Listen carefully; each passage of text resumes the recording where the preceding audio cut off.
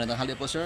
May conduct tayo na checkpoint araw-araw yan, pati gabi. So 24/7 nagkandak ng checkpoint. Bale yung makandak natin sa plato natin, apat sa borderline at sa dito naman sa headquarters ng platoon. So magkandak tayo ng random checkpoint na 8 sa isang araw at dalawa yung kasama natin yung mga kasama natin sa EFA, yung Marines, yung mga yung sundalo.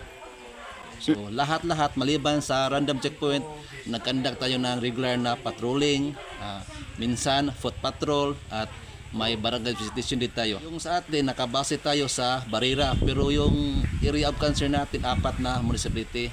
Yung isa dito mismo sa Barira, Buldon, Parang at Matanog.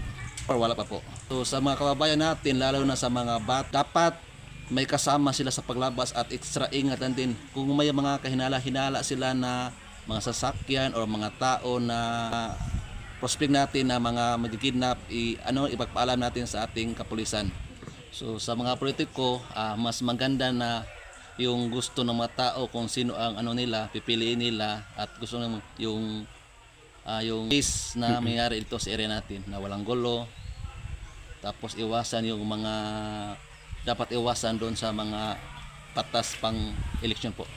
So sa mga kababayan tayong boboto, so mas maganda bago mag-eleksyon, mag-ready kayo, mamili na kayo ng mga kung sino dapat yung iboto para hindi kayo mahirapan. Ilista muna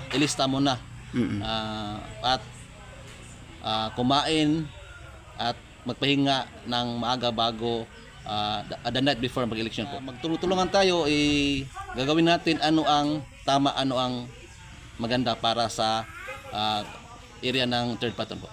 Maraming salamat din po.